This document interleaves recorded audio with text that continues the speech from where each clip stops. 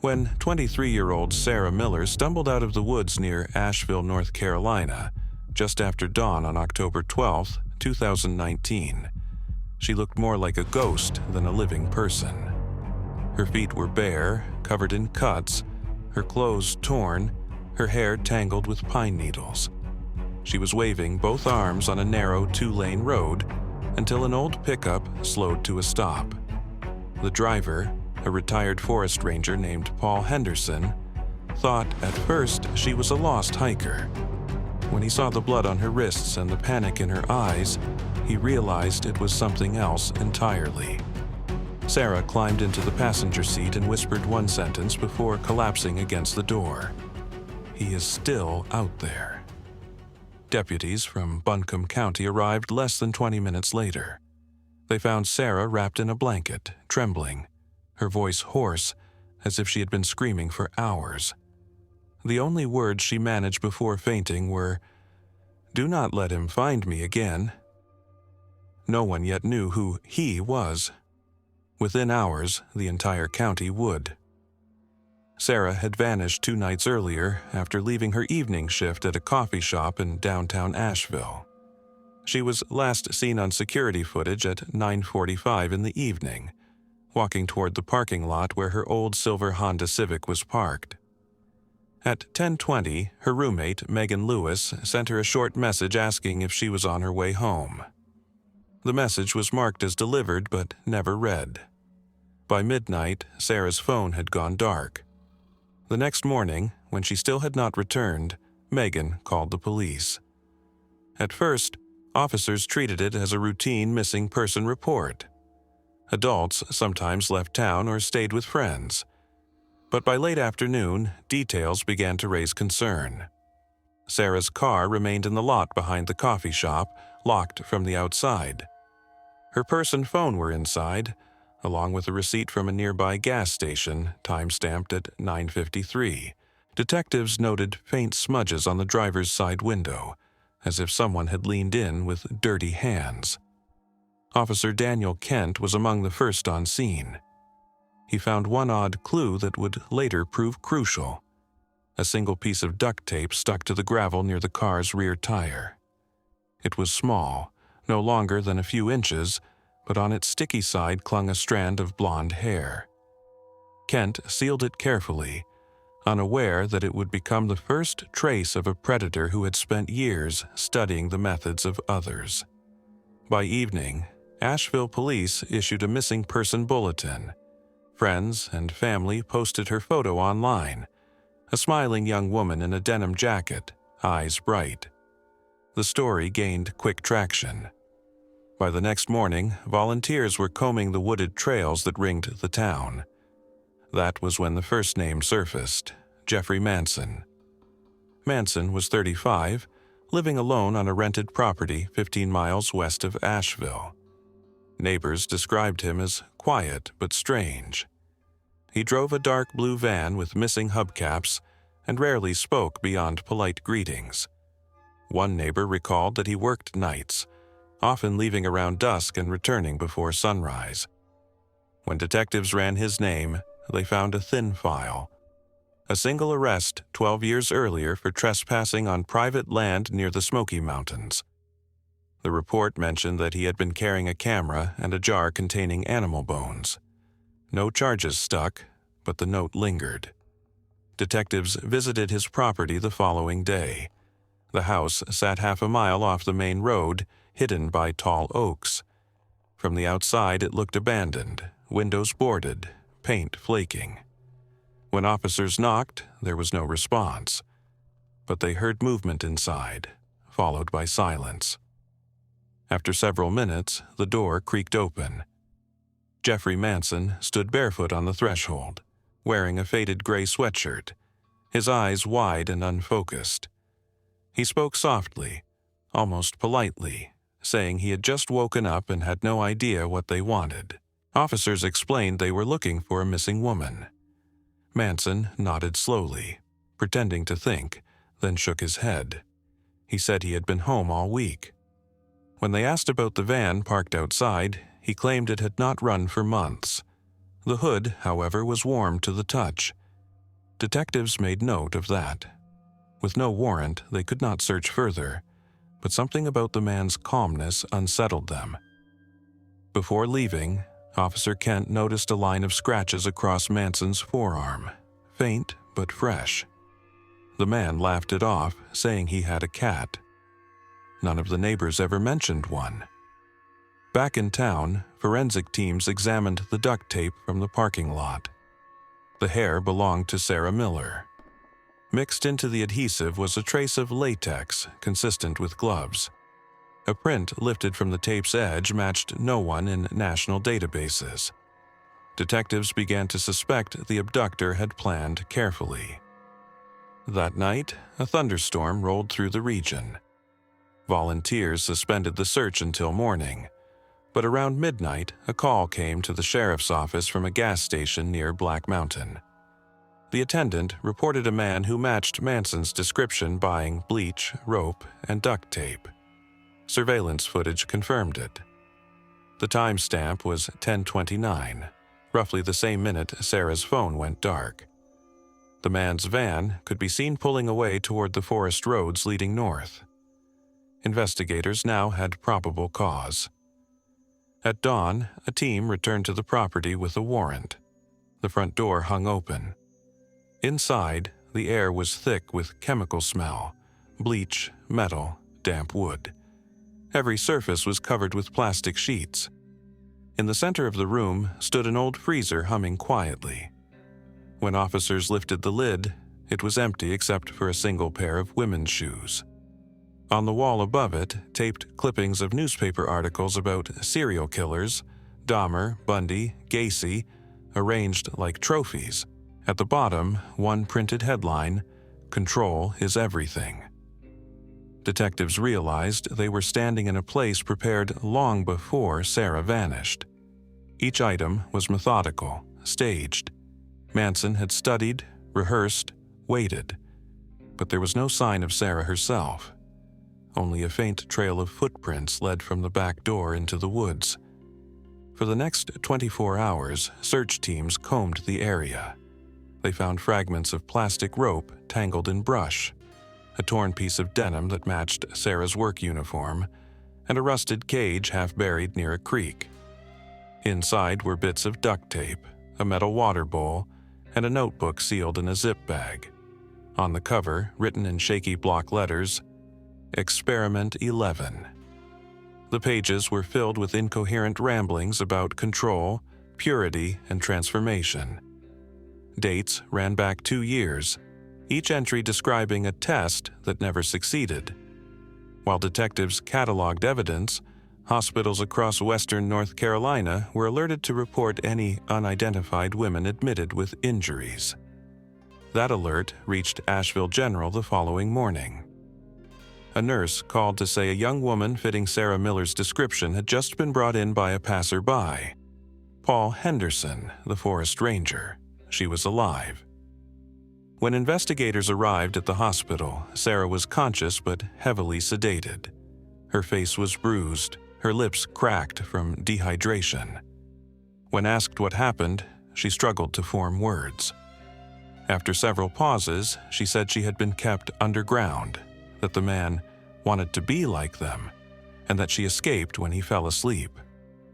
She could not say how long she had been held. Everything blurred into one endless night. Doctors confirmed that she had been restrained for several days. The rope marks on her wrists and ankles were deep, consistent with tight bindings. Soil under her nails matched samples from Manson's property. Her escape route, pieced together later, led through a half-collapsed tunnel behind the basement, opening into the forest about a quarter-mile away. From there, barefoot and disoriented, she walked for hours before reaching the highway. While Sarah was treated, officers returned to Manson's house. He was gone. The van, too.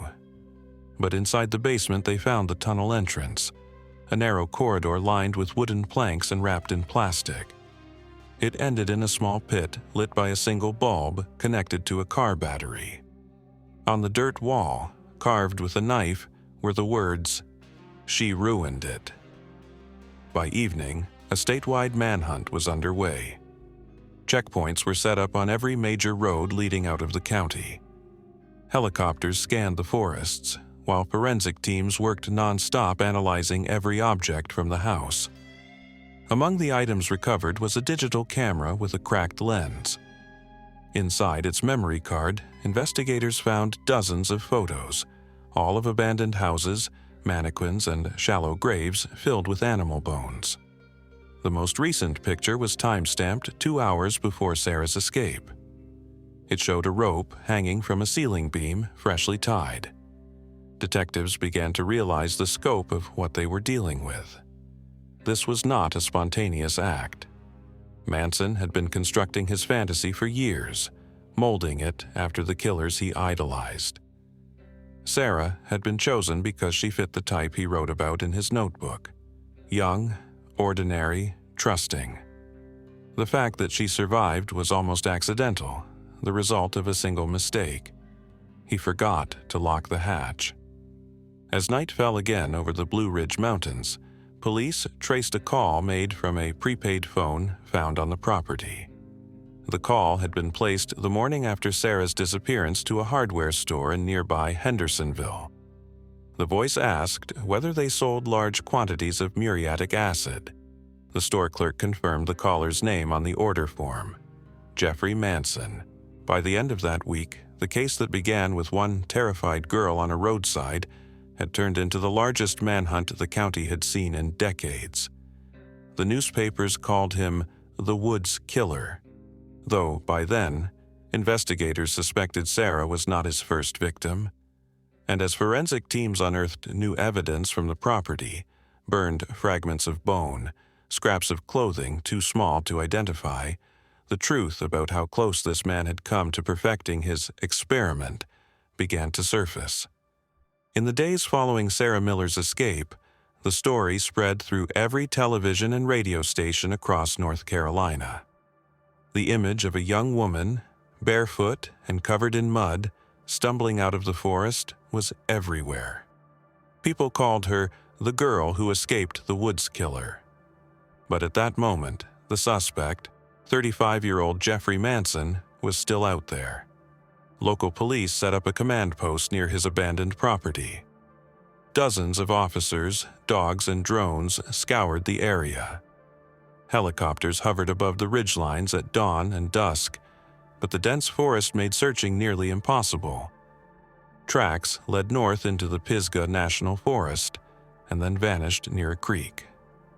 Investigators believed Manson had fled deeper into the mountains. Sheriff Tom Briggs held a press briefing 3 days after the escape. His face was pale from exhaustion as he stood before cameras, announcing that the suspect may be armed and extremely dangerous.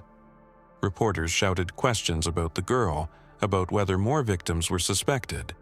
The sheriff's only reply was that the evidence suggested long-term preparation. That phrase alone sent a wave of fear through the region. At Asheville General Hospital, detectives waited until Sarah regained enough strength to continue her statement. She spoke quietly, often closing her eyes mid-sentence, as if the memories themselves were too heavy to hold.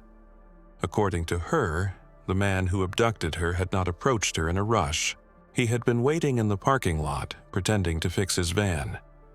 When she passed, he asked for help lifting a box. The moment she came close, everything went black. When she woke up, her wrists were tied, and a plastic sheet hung above her like a ceiling. She could hear water dripping somewhere in the dark. The man spoke rarely, but when he did, his voice was calm, almost rehearsed. He called her the Project. He said he had been preparing for this moment for years. Each time he came down to the basement, he carried something new: food, bleach, a recorder, or a book about serial killers. Sarah said he forced her to listen as he read passages about Jeffrey Dahmer, explaining how people only become perfect when they stop being people. She tried to talk to him, to beg, but he never answered directly. At one point, he left for hours. When he returned, he was drunk and crying. That night, he fell asleep in a chair. She noticed the keyring hooked to his belt. Moving silently, she freed one hand and crawled toward the tunnel behind the freezer. She had seen him go there once to fetch something. The tunnel was narrow and cold. She crawled through wet soil for what felt like hours, tearing her skin on wooden splinters until she saw the first hint of light. When she reached the surface, she ran barefoot through trees until her legs gave out near the highway. Her account was enough to confirm the layout of the basement and the presence of a hidden passage, but it also gave detectives something else: a pattern. Manson's words and rituals were not spontaneous. They were part of an imitation. Agents from the Behavioral Analysis Unit were called in to assist. They described Manson as a collector personality, someone obsessed with control and reconstruction of trauma. His fixation on serial killers was an attempt to script his own mythology. While investigators built their psychological profile, forensic experts continued examining the property.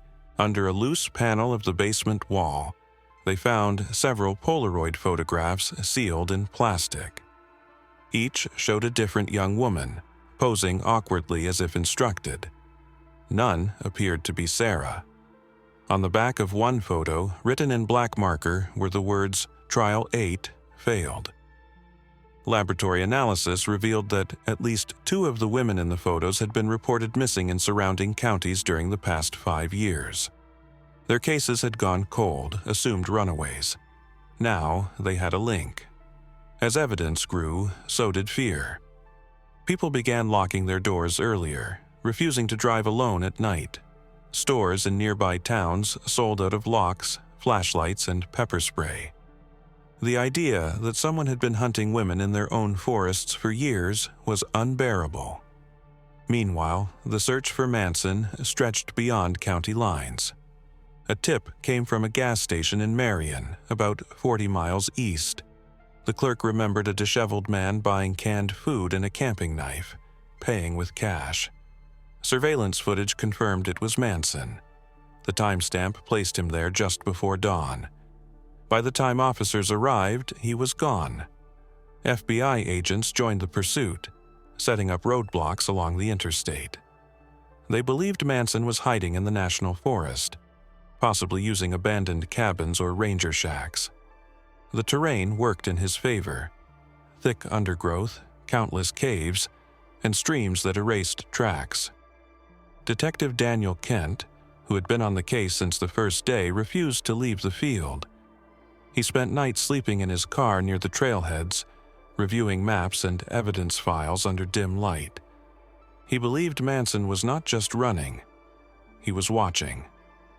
"Men like him," Kent said later, "don't disappear into the woods, they blend into them." On the 5th day of the search, a break came from an unexpected source. A hiker reported finding a campsite deep in the forest. The site was crude: branches arranged like walls, ashes from a recent fire, and beside them, a stack of printed photographs. The images were of Sarah. Most appeared taken before her abduction, screenshots from her social media, candid shots from her workplace. But there were newer ones too, grainy night shots through windows. Investigators realized Manson had been stalking her for months, possibly longer. One photograph, dated from March that year, showed her car parked at the coffee shop with his blue van visible in the background. Forensic analysis of footprints near the campsite confirmed Manson's boot size and brand. Beside the fire pit, they also found a torn map of western North Carolina. A red marker line ran from Asheville to a small mountain community called Fairview, where Manson's late father had owned a cabin decades earlier. By dusk, tactical units surrounded the area. The cabin stood silent, roof partially collapsed, the smell of smoke drifting through the trees. Inside, officers found signs of recent occupation: half-eaten food, blankets, and a small battery-powered radio.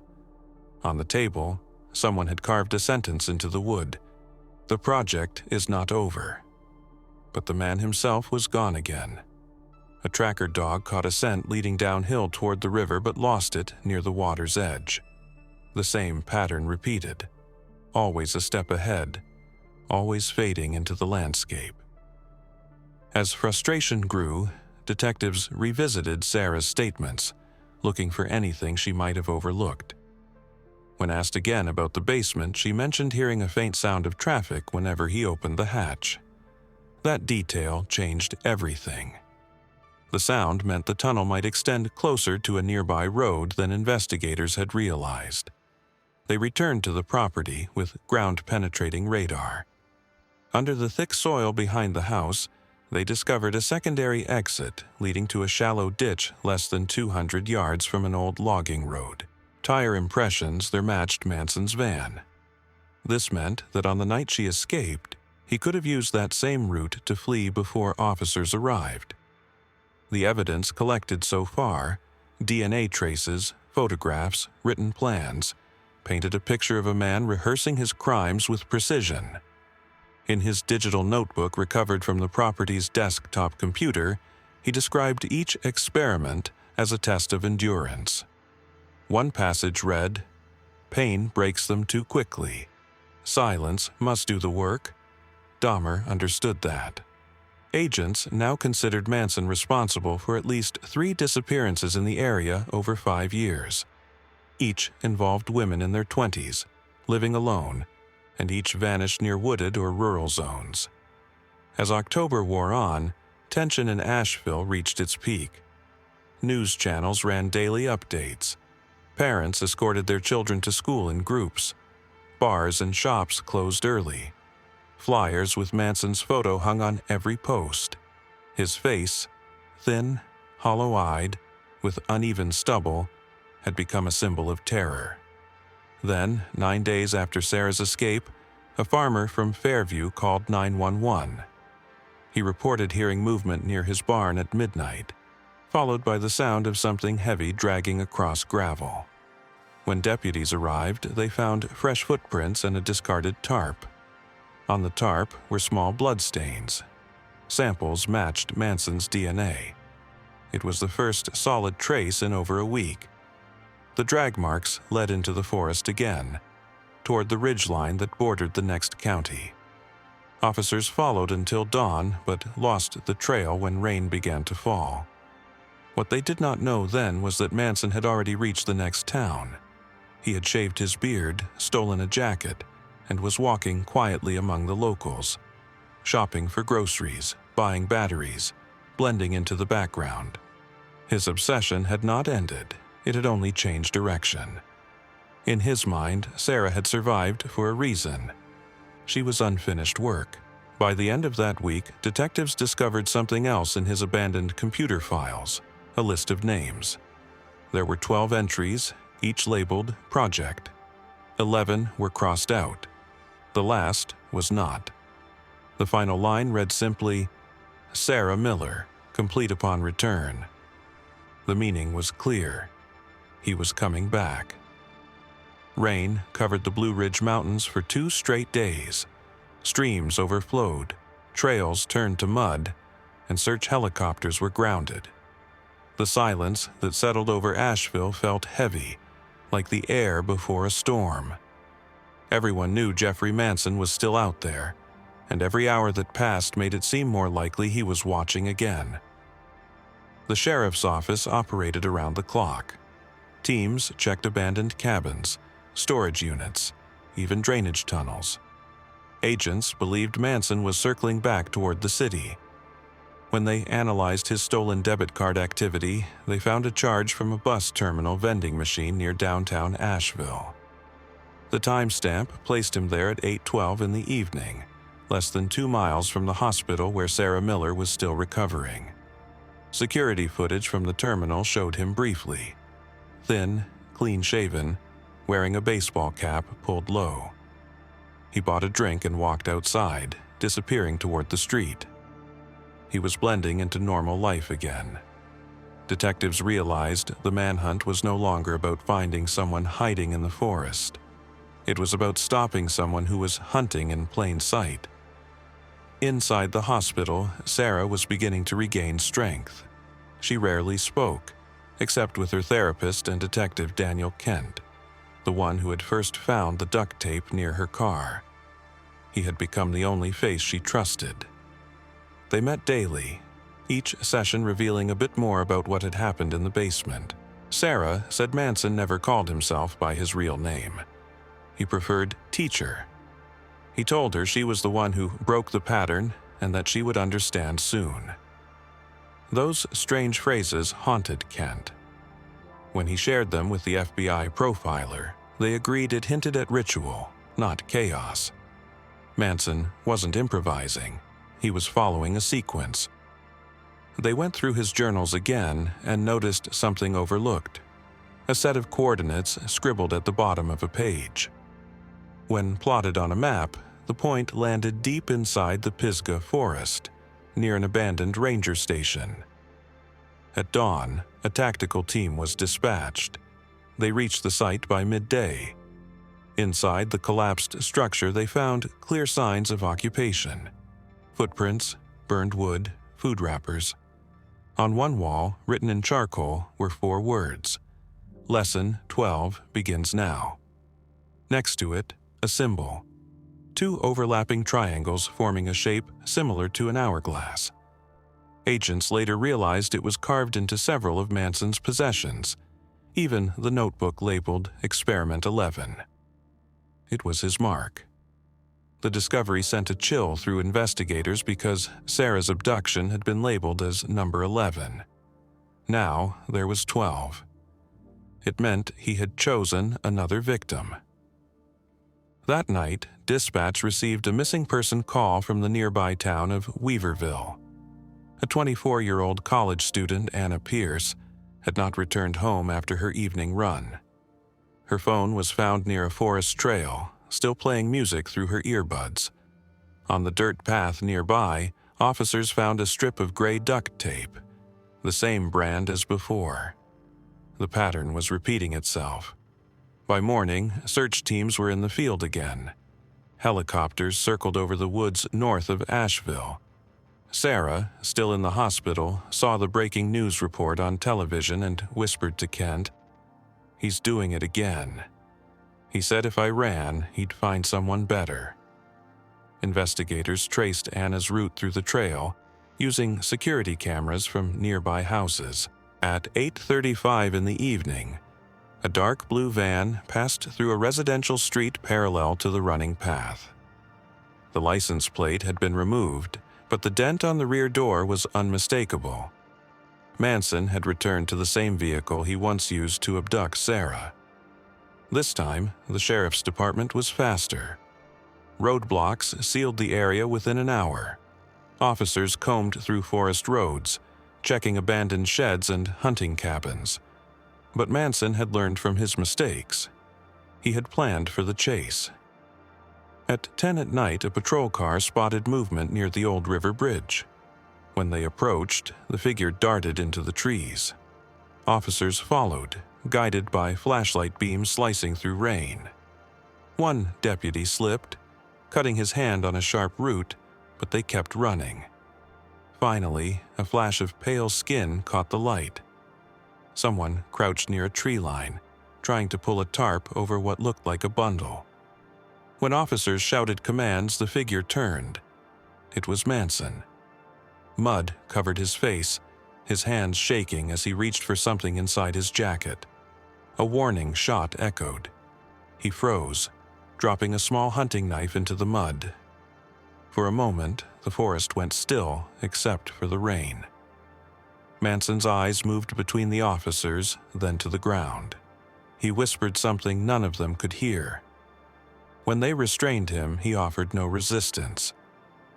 In his pocket was a folded piece of paper with one sentence written on it: "Perfection always requires failure." Inside the tarp was Anna Pierce. She was alive, bruised, and terrified, but she had not been harmed further.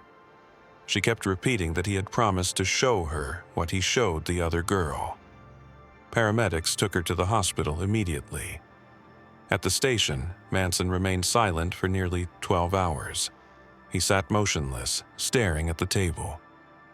When Detective Kent entered the room, Manson finally spoke. "You shouldn't have taken her," he said softly. "She was mine to finish." Kent asked him what Lesson 12 meant. Manson smiled faintly. "It's the one where the teacher loses control." Then he stopped speaking entirely. Over the next few days, investigators uncovered more from his property. Beneath a hidden trapdoor under the floorboards, they found 12 metal tags, each engraved with a date. The earliest dated back 6 years. 11 were marked with an X. The last was blank. Experts later confirmed that the dates coincided with disappearances across 3 states. Forensic teams also uncovered a digital archive on an encrypted hard drive. It contained photos, names, and meticulous notes about potential victims. He had cataloged their routines, workplaces, and favorite places to walk. Sarah Miller's profile was the most detailed, ending with the word escape. The trial began 9 months later, drawing crowds from all over the state. Prosecutors presented the full scope of his crimes: kidnapping, assault, attempted murder, and multiple counts of homicide based on recovered remains linked by DNA. The defense tried to claim mental instability, but psychologists agreed he was fully aware of his actions. When Sarah Miller took the stand, the courtroom went silent. She described her captivity without emotion, her voice steady but low. At one point, she looked directly at Manson. He sat expressionless, eyes lowered, as if listening to a story that did not concern him. After 3 weeks, the jury returned the verdict, guilty on all charges. The judge sentenced him to life imprisonment without parole. When the sentence was read, Manson finally looked up and whispered, "Lesson complete." Outside the courthouse, Sarah stood with her parents as reporters surrounded her. She did not speak.